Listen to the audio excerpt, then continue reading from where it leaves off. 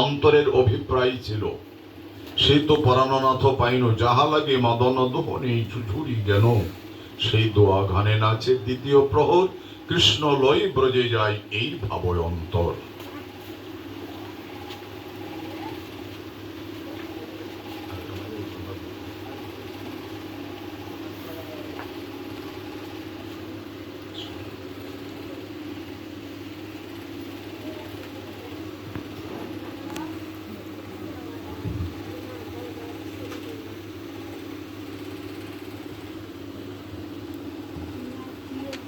জানি তাই, জয় রাধে জয় রাধে, রাধে জয় রাধে। আমাদের কিন্তু প্রতিদিন পাঠ নিতে বিলম্ব হয়ে যায়, দেরি হয়ে যায়, কারণ হরিকথা আলোচনা করতে হলে একটু সময়ের প্রয়োজন। যিনি বক্তা তাকে যদি সময় না দেওয়া হয়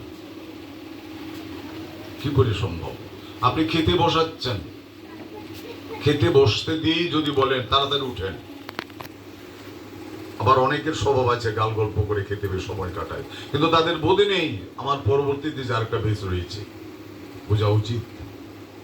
যাই হোক, যেটুকু জগন্নাথের কৃপা, তার ইচ্ছাই সব। আজকে আমাদের আলোচ্য বিষয়, মুখ্যতম আলোচ্য বিষয় জগন্নাথ দেবের এই রূপ প্রাপ্তির কারণ কি। এই যে বিকট চেহারা, হস্ত নেই, পদ নেই,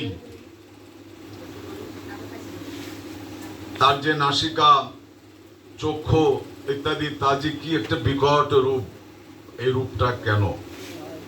অদ্ভুত কাহিনী। এই রূপে কেন জগন্নাথ আসছেন, সে কথাই আমরা বিগত দিনগুলাই শ্রবণ করে আসছি। জগন্নাথ দেব তাহলে কি কারণে তার এই রূপ? আজ আমরা গতকাল শ্রবণে পর্যন্ত করেছিলাম, বক্তা রোহিণী মা, আর শ্রোতা রয়েছেন 16,108 জন মহিষী। ভগবান কৃষ্ণচন্দ্র কেন তিনি সদা সর্বদা ব্রজের কথা ভাব্য ভাবনার মধ্যে কেন? ঘুমের ঘুরে তিনি ব্রজের নাম, ব্রজধাম কোথায়, বৃন্দাবন কোথায়, আমার প্রাণেশ্বরী কোথায়, আমার মাতা পিতা কোথায়, সখা বৃন্দ ধেনুবৎস। ব্রজলীলায় ভগবান শ্রীকৃষ্ণচন্দ্র তাদেরকে ভুলতে পারেনি। তাই এখন কৃষ্ণ কথা, ভাগবতীয় কথা বক্তা আলোচনা করছেন। শ্রোতা যারা এখানে, কিন্তু পুরুষ শ্রোতা নেই, সব মায়েরা।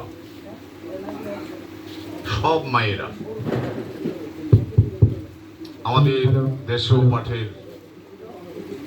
অনুষ্ঠানে দেখা যায় মায়েদের সংখ্যাই অধিক, তাই না? পুরুষ সময় পেলে আসে না, সময় কোথায়, তাদের ভজন সাধন লাগবে না, স্ত্রীরা করলে হয়, এরকম একটা ধারণা। যাই হোক, 16,108 জন মহিষী শ্রবণ করছেন। ব্রজ কথা আমরা গতকাল শ্রবণ করেছিলাম। যশোদা, আমরা আজকে 3টি প্রেমের আলোচনা সাধন করব। বাৎসল্য, প্রথম সখ্য বাৎসল্য, তারপরে কান্ত প্রেম, মধুর প্রেম। 5টি ভাব বৃন্দাবনে, দুটি খুব ছোট, শান্ত দাস্য খুব ছোট আছে। রক্তপত্রকাদী ভক্ত অনেক আছেন, কিন্তু প্রাধান্য সখ্য, বাৎসল্য, মধু। কাজী অক্রমণী বৃন্দাবন আসছেন, মা যশোদা গোপালকে সাজিয়ে দেবেন। অক্রমণী বৃন্দাবন আসছেন, মা গোপালকে সাজিয়ে দেবেন। সিদ্ধান্ত হলো গোপাল মথুরায় যাবে। কংস মহারাজ কপট ধনুর্যজ্ঞের আয়োজন করে মহামুনি অক্রুকে পাঠালেন।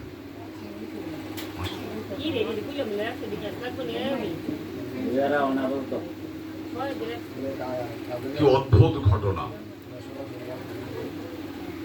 কপট ধনুর্যজ্ঞের আয়োজন করে কংস মহামণি অক্রুরকে পাঠালেন বৃন্দাবন। অক্রুরমণি আছেন। সিদ্ধান্ত বলরাম শ্রীকৃষ্ণ যাবেন এবং তার সঙ্গে নন্দ পিতা যাবেন এবং সর্বসাধারণের জন্য একটা পত্র রয়েছে, তারও আমন্ত্রিত যজ্ঞে। যজ্ঞ দর্শন করা বহু ভাগ্যের প্রয়োজন। নাম যজ্ঞ।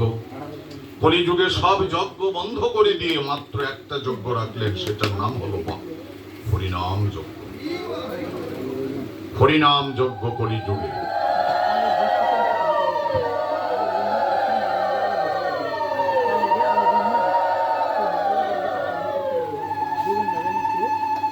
এখন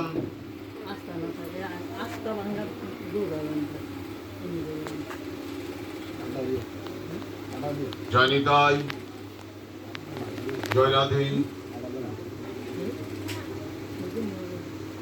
এখন মা যশোদার প্রেম আমরা আস্বাদন করতেছিলাম। যশোদা যে কত সাধনা করে গোপাল পেয়েছেন, কত সাধনার ধন মা যশোদার গোপাল, তীব্র কঠোর সাধনা করে এই গোপালের বাল্যলীলাকে শ্রবণ করতে গিয়ে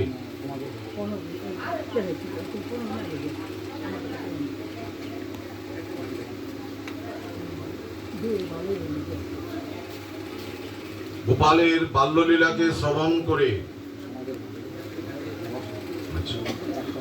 অতীব পুত পবিত্র এই বাল্যলীলা। তং মত্যাব্বজ মব্বক্ত মত্তলিঙ্গ মদুক্ষজম গুপে কুকুলে দাদামনা প্রাকৃতং ববন্ধং যথা।